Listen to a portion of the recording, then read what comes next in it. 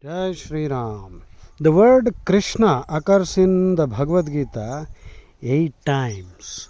You can remember it because it is always Krishnashtami. 8 times. First one, 128. In the first chapter, Arjuna Vacha Drushtvemam Swajanam Krishna Yutsam Samupasthitam Sidanti Mama Gatrani Mukhancha Parishushyati. Arjuna said, "O Krishna, seeing my own kinsmen arrayed for battle here and intent on killing each other, my limbs are shivering and my mouth is drying up." Drishtva means seeing. Swajanam is swajanam. And yuyutsum, eager to fight. Samupastitam, present here. Sidanti, quivering, shaking. Gatrani, gatrani is all the limbs. Mukham, the mouth. Parishushyati is drying up. So, Arjuna is lamenting. This is the first occurrence of the word Krishna. Second, in 132, Arjuna is again saying, Nakankshe Vijayam Krishna Nacha Rajyam Sukhanicha Kinno Rajyena Govinda Kim Bhoge Jivitena Va Yeshamarthe Kankshitam No Rajyam Bhoga Sukhanicha Taime Vasthita Taimeva Avasthita Yuddhe Pranam Styaktva Dhananicha. Arjuna is saying, "O Krishna, I don't want any victory or a kingdom or happiness accruing from all this. Of what is the use? A kingdom, pleasures, or even life itself, of what use is it when the very people for whom we are doing all this are standing before us for battle?" మన వాళ్ళ కోసం కదా, వాళ్ళే యుద్ధానికి ready అయ్యి చావడానికి రెడీగా అయితే ఎవరి కోసమైతే మనం ఇదంతా చేస్తున్నాం వాళ్ళే యుద్ధానికి చావడానికి రెడీగా అయితే ఎందుకయ్యా ఇది? This is what Arjuna is saying. Let us look at the words. న కాంక్షే, కాంక్షే మీన్స్ డిజైర్. విజయం కృష్ణ నచ రాజ్యం సుఖాని చ కిం నో రాజ్యేన Govinda Govinda Govinda. Now the word Govinda has many meanings. Go means the Mother Earth, Bhudevi. Govinda means one who protects Mother Earth. He took Varaha Avtaram. All these avtaras are basically to protect Mother Earth. And in the Varaha Avtaram, he lifted Mother Earth. So he is Govinda. Govinda also means a protector of cows. Go means senses. So one who is a master of the senses. So, and he protects the senses in the sense that if you surrender to him, if you become a prapanna, because he is Rishikesha, he is the master of all senses, he will save you. Otherwise, we are unfortunately slaves of the senses. Okay. Incidentally, the word go also means the Vedas. Govinda means one who knows the Veda. In fact, it's not Vedas, we should say Ved. Vedas is the corruption of the word. Vedas is the English anglicized term. So, Govinda, one who knows the Veda. Ved, because he created the Ved. He is the author of the Ved and he knows the Ved. No one knows the Ved as much as Krishna does, because Ved is after all the Nishwasa, the breath of Krishna. So that is about Govinda. Now Arjuna is saying, Kim bhogayet jivitena va kankshitam, coveted for. Anyway, this is over. So we will go to the next 141. So in 141, अधर्म भिभवात्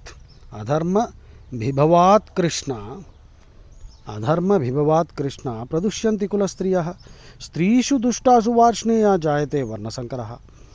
Krishna is again, Arjuna is continuing with the preponderance of vice, moral corruption, with the increase of this turpitude, debauchery. Oh Krishna, because all the men will die, the women will become lusty and they will go after other males, and then all kinds of illicit sexual activity will start, and the women of the family will become completely immoral, and from the immorality of women, oh descendant of Vrishni, unwanted progeny will be born.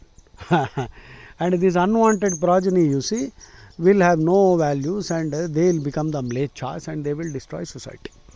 So Arjuna is again lamenting here. So adharmad abhibhavat, please note down, abhibhavat, preponderance, increase, Proliferation, increase, sudden increase. Abhibhavat. Adharma abhibhavat Krishna. Pradushyanti, become immoral. Kulastriyaha, women of the family. Strishu dushtasu, immorality. Varshneya, descendant of Vrishni. Jayate Varna Sankaraha, unwanted progeny. So, because if you cross a rabid dog with a mad dog, I don't know what you will get. So, that is why our Hindu marriage system is extremely scientific. It is eugenics in action. EUGENICS. Eugenics means the science of selective breeding to improve the quality of the race. So we don't have caste in Hinduism. Caste is a word that has been thrust on us. We have Jati, Kula, Varna and Gotra. Jati is the family tree. Kula is the family profession. Of course, these two words are being interchangeably used now. And Varna is the psychological temperament. And then Gotra is the descent from a common male ancestor. Remember, the male supplies the Y chromosome to the newborn. The female supply only X. So, what is the function of this Y? Scientists are not very clear on it. A lot of research is still going on. Nevertheless, our rishis intuited that the Y chromosome is so very important. Therefore, it is a patronymical.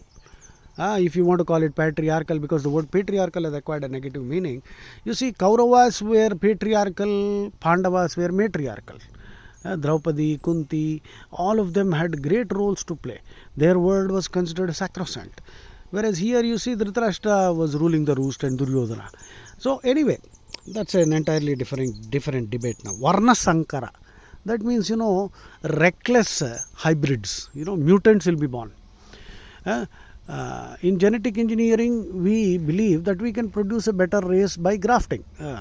Hindu science or spirituality, if you want to call it, because in Hinduism, science and spirituality are not separate. Everything about Hindu is both scientific and spiritual. Some of them are purely scientific, some are spiritual. When there is a touch of spirituality, people will obey without much questioning. Therefore, around every activity in Hinduism, you will find spirituality. This will generate Shraddha. I don't want to use the word faith, because the word faith has a negative connotation.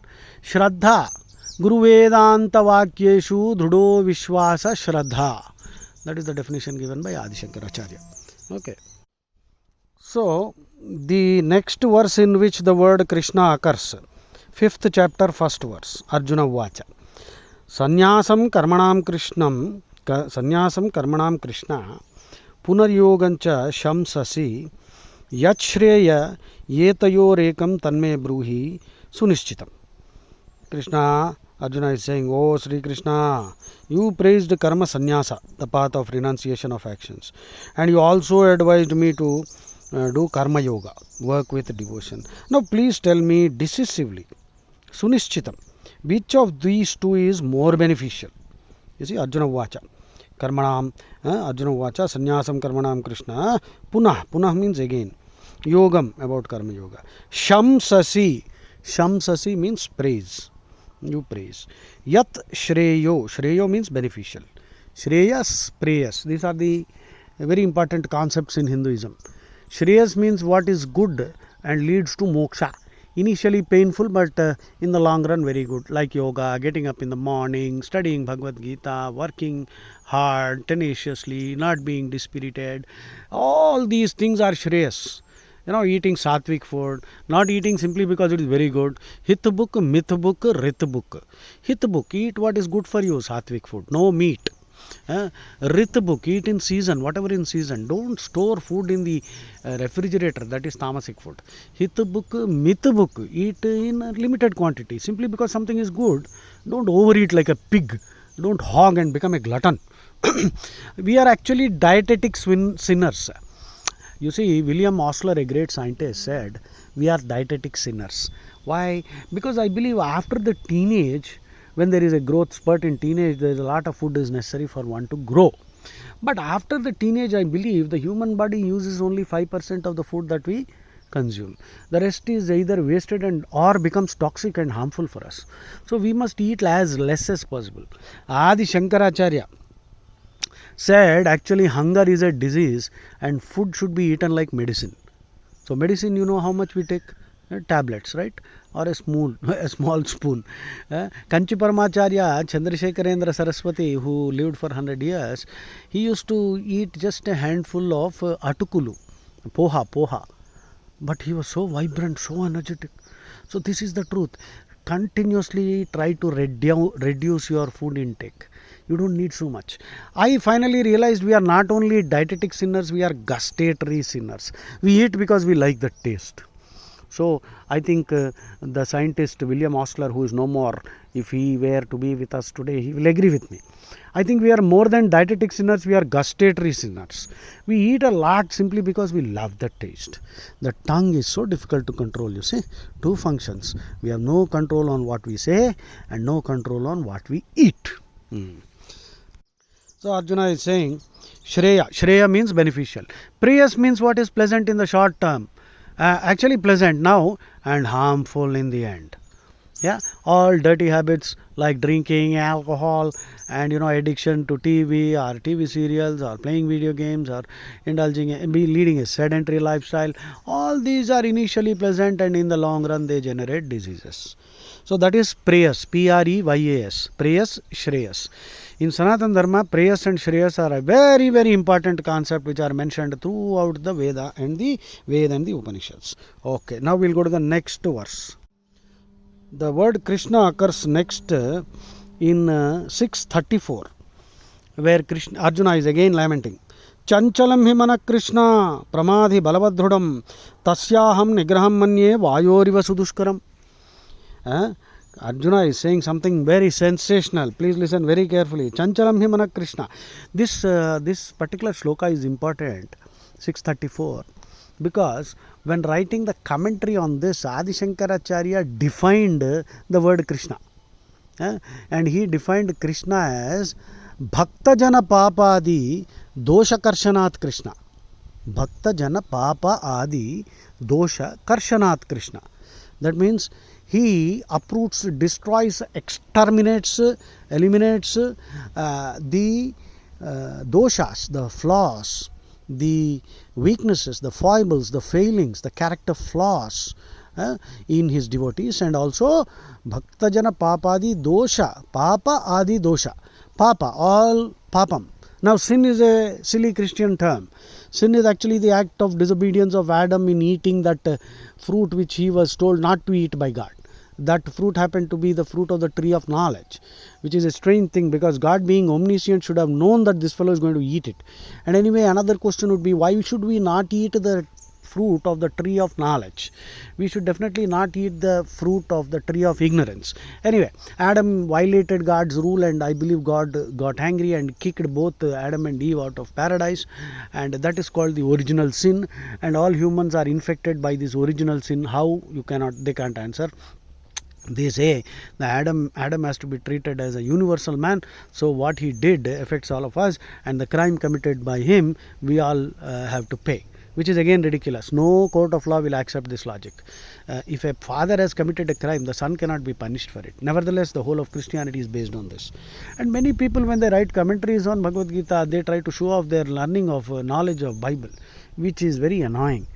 Do Christian writers, when they write on Bible, or Muslims when they write on their Quran, do they quote Bhagavad Gita? No. Many great scholars, Radha Krishna, I don't want to name them, Gandhiji of course, and many others. Why do they do that? I think it's a case of serious inferiority complex. We are trying to appeal to them in a psychological way that listen, we are also good, look at our scripture. We should stop this habit. I have read the Bible and the Quran thoroughly, Hadith also. I don't find any spirituality in it. Okay, it's all purely dogmatic.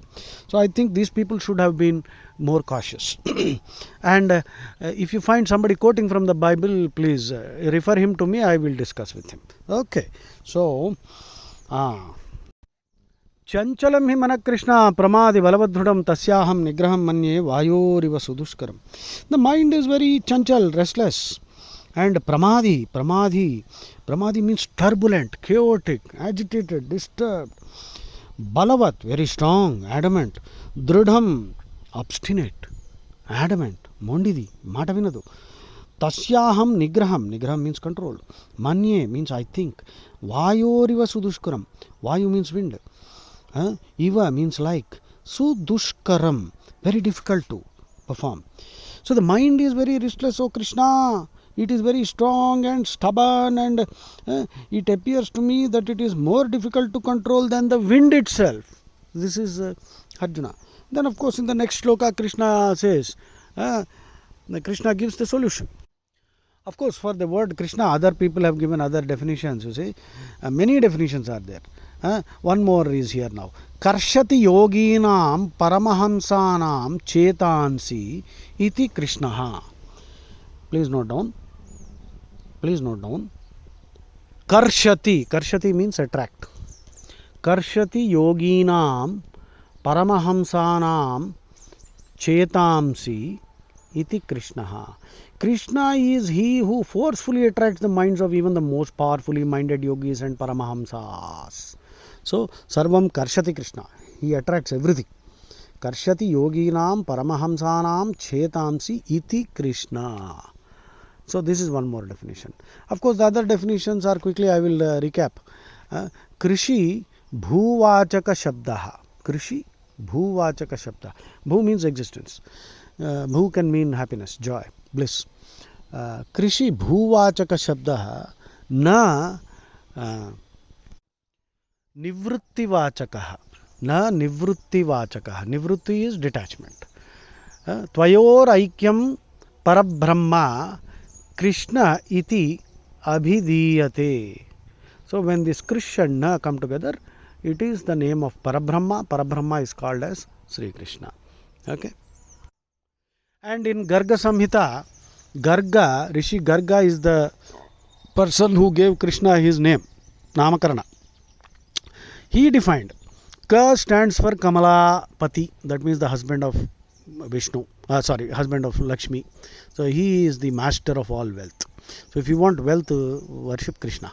Don't go to anybody else. After all, anybody else is actually a petty shopkeeper, and Krishna is the Walmart, or Krishna is the super supplier.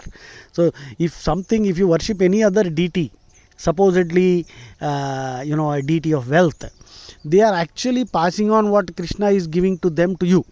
So why don't you directly approach Krishna? That is why Krishna in the Bhagavad Gita also said, Chaturvidha bhajante mam jana sukrutino arjuna arto jignasur artharti jnani cha bharatarshava.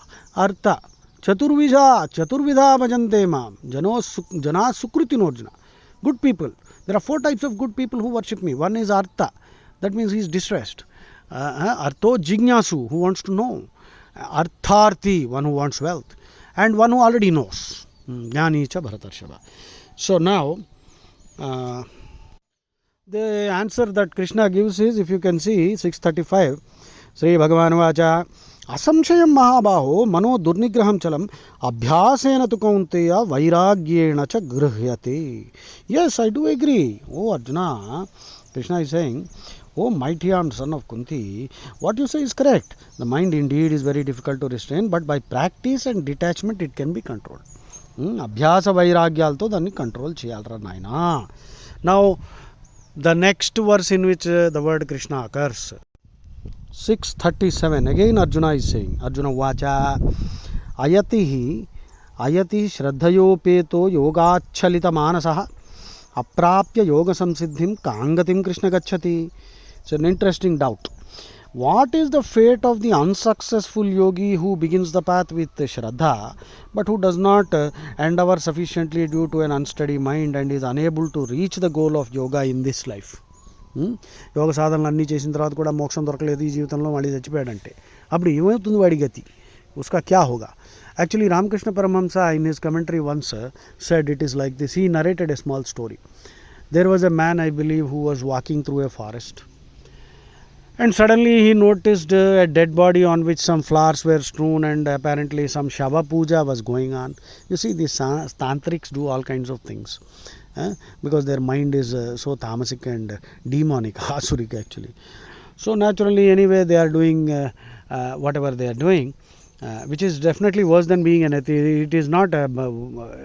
It is worse to be an atheist. At least this fellow knows that there is a higher power. So this man was walking through the forest. He noticed a Shava with flowers. He heard about the Shava Puja. So for a minute, his mind, he sat on that Shava and just for the fun of it, we were pretending. Mahakali, Mahakali, Jai Mahakali. He started doing something. Suddenly Mahakali appeared, and this fellow was shocked, flabbergasted, totally, stunned. And she said, "Yes, what do you want?" He said, "Ma, I think you made a mistake. There was some other fellow who was doing this, but for some reason he's not here, and I just played a prank. I just thought I'll have some fun. So I think I'm not the one who deserves." So Kali, I believe, said, "Listen, beta, there is no mistake here. Janmantara Sahasreshu. You have been doing sadhana for thousands of years, and you died in the last birth without completing it. So now this is your opportunity, and things are now getting completed." So this is what Kali said. So that's what Krishna also says. So all the good work, sattvic work that we do over so many janmas, it is not lost. In normal human life, suppose you are building, you are constructing a house. If you stop halfway and again start after 6 months, by that time some things will rot, and sometimes you may have to start all over again, right? So there is a loss, because wear and tear will be there, depreciation will be there in this prakriti, but not in yoga sadhana. So Krishna is giving that guarantee. So Krishna is giving that guarantee in the next verse. So Arjuna is actually continuing with that question. Kachinno bhaya vibhrashta chinnabhramiva nashyati apratishto mahabaho vimudo brahmanah pati. So he is asking, does not such a person who deviates from yoga get deprived of both material and spiritual success? Ubhaya brashtatvam, idi ledu, adi ledu, dhobi ka kutta na ghar ka na ghat ka. He has not enjoyed material life and he has not achieved spiritual perfection. Oh mighty armed Krishna, and he perishes like a broken cloud with no position in either sphere. So that is what Arjuna is lamenting. That's an interesting question, isn't it? ये तन्मे संशयं कृष्णा छेत्तुमर्हस्य शेषतः त्वदन्यः संशयस्यास्य छेत्ता न ह्युपपद्यते. Oh Krishna, please dispel this doubt of mine completely, because who else is there other than you who can do so? So of course then Krishna replies, Sri Bhagavan Vacha, Partha naivehanamutra vinashastasya vidyati nahi kalyanakrit kaschit durgatim tata gacchati. This is a very important shloka, 640. Please memorize this. The Supreme Lord Krishna said, "O Partha, one who engages on the spiritual path does not meet with destruction either in this world or the world to come. Oh my dear friend, one who strives for God realization is never overcome by evil." మంచి పని చేసేవాడికి ఎప్పుడు దుర్గతి పట్టదు. నహి కళ్యాణ కృత్ కశ్చిత్ దుర్గతిం తాత గచ్చతి. పార్థ నైవేహనాముత్ర వినాశస్తస్య విద్యతే నహి కళ్యాణకృత్ కశ్చిత్ దుర్గతిం తాత గచ్చతి. దుర్గతి పట్టదు మంచివాడికి. So if you are doing good deeds, if you are doing charity, altruism, philanthropy, if you are saving, helping people, giving, offering succor, SUCCOUR, succor means assistance in the time of distress. If you are doing this, even if you don't believe in Krishna, the loss of karma set in motion by Krishna will aid your spiritual growth. So that's what Krishna said. Now let's go to the next shloka in which the word Krishna occurs. So the next shloka was actually 639. Etanme samshayam Krishna. Okay, that's what I just read. Chettumarhasya sheshatah tadanyas samshayasyasya chetana hyupapadyate. And the next one, the last one, the eighth verse in which the word Krishna occurs is 17th chapter, first verse. Arjuna again. Arjuna says, Ye shastra vidhim utsrujya yajante shraddhayanvita Tesham nishtatu ka Krishna Satvamaho Rajastamaha. See, Krishna is being asked so many questions. Arjuna, some people said I have to count 65 questions in the entire Bhagavad Gita. Now we will check later. Arjuna is saying, "Oh Krishna, where do they stand who disregard the injunctions of the Shastras but still worship with Shraddha? Is there faith in the mode of Satvika or Rajasic or Tamasic?" You see, there are so many people in Hinduism who are worshipping tombs and babas and chandmiyas, and they are going to graves and worshipping all kinds of weird deities, minor gods, petty gods, after all shopkeepers. And so Arjuna is asking, but these fellows, you see, animal sacrifice is not there in the Ved. Krishna also said, Patram Pushpam Phalam Toyam Yo Me Bhaktya Prayachati Tadaham Bhakti Upahrutam Ashnami Prayatatmanah. Krishna did not ask for any Andam Mamsam Biryani Yo Me Bhaktya Prayachati Tadaham Bhakti Upahrutam Ashnami Prayatatmanah. Krishna did not say bring a goat, slit a chicken's neck, kill cows or buffaloes and let us all gorge on the meat. Krishna did not ask for that. Because had it been there in the Veda, in the Ved, Krishna would have said, yes, please slaughter some cows for me. But he did not. But many rascals have written, misinterpreted, distorted the Vedas. Many rascals. That Gomedha was there. Gomedha actually means agriculture. Gomedha can also mean sense control. I already gave you the meaning of go. So Naramedha, people said, oh, in Vedas there are, human sacrifice. Naramedha simply is a term which means funeral rites. Antakriyalu. So Ashwamedha is not killing a horse.